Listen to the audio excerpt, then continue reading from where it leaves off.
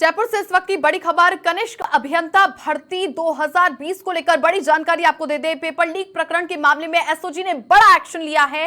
Paper leak करने वाले करीब 6 आरोपियों के खिलाफ वारंट जारी कर दिए हैं और जो आरोपी हैं उनके नाम आपको बता देते हैं। आरोपी जफर खान, कमलेश मीणा, सुरेश ढाका, जिसका नाम पहले भी चर्चाओं में चल रहा था, सुरेश चौधरी, गणपत बिश्नोई, हर्षवर्धन मीणा के खिलाफ ये वारंट जारी कर दिए हैं। आरोपियों ने कनिष्क अभियंता भर्ती का पेपर लीक किया था। वहीं पर पेपर लीक करने के बदले में आरोपियों ने मोटी राशि भी वसूल की थी, जिसके बाद फरार वो चल रहे थे।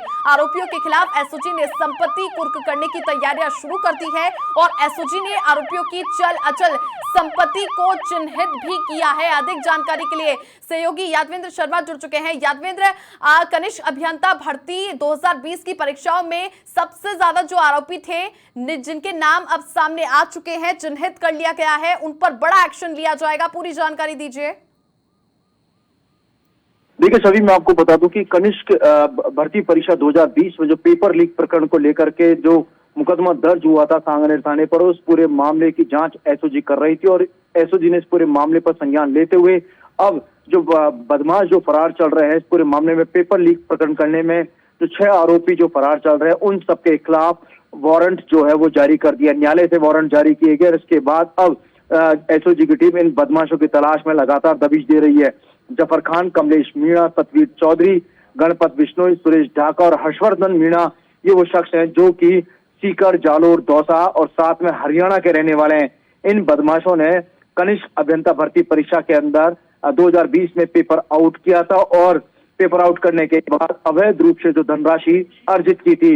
इस पूरे मामले में एसओजी ने करीब 22 अभियुक्तों को अभी तक गिरफ्तार कर लिया है। 22 अभियुक्तों को जेसी करा दिया गया है।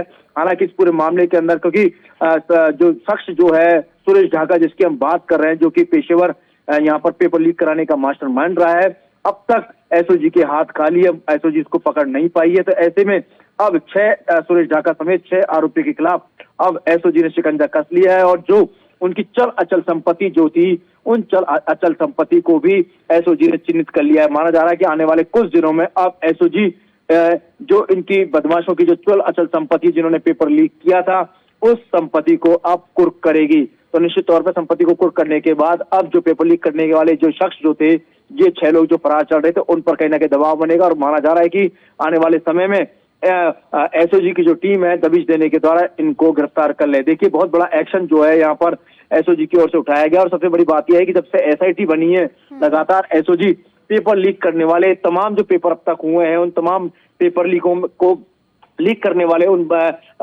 माफियाओं की यहाँ पर लगातार सरगर्मी से तलाश कर रही है। विगत दिनों एक बड़ी रेड भी डाली गई थी पूरे राजस्थान में, पश्चिमी राजस्थान में, इसके अलावा पूर्वी राजस्थान में कुछ लोगों को अरेस्ट भी किया गया था।